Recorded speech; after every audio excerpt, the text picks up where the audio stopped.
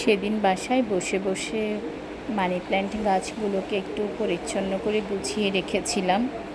এই money plant গাছগুলো আমি ছোট ছোট একটা লতাকে ছোট ছোট করে কেটে আগে টবগুলোতে বসিয়ে দিয়েছিলাম ভালোভাবে।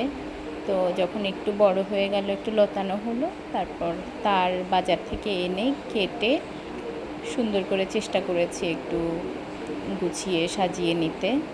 তো বসে বসে এটাই করলাম। আসলে গাছ তো খুবই পছন্দের জিনিস, কিন্তু তেমন একটা সময় করতে পারি না।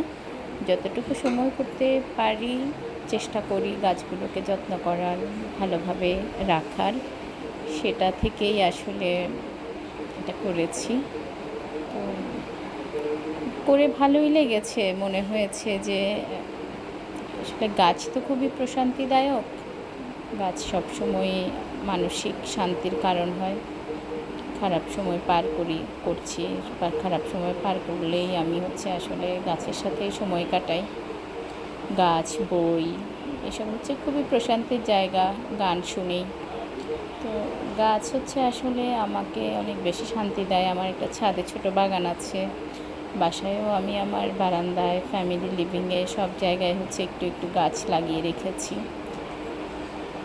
যেগুলোতে আসলে একটু কম পরিচর্যা করতে হয় তেমন গাছই লাগাই, কারণ আসলে তেমন একটা গাছকে সময় দেওয়ার মতো সময় কম পাই। তো যাই হোক, এই যে করেছি, কেমন হয়েছে সেটা বুঝতে পারছি না, কিন্তু যেটুকু করলে মনে শান্তি লাগে সেটুকুই করেছি।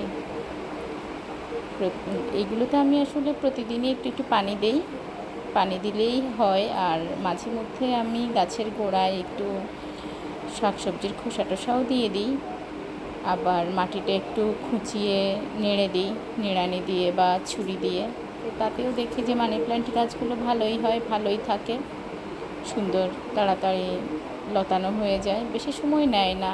ভালোই লাগে আর কি এইসব করতে।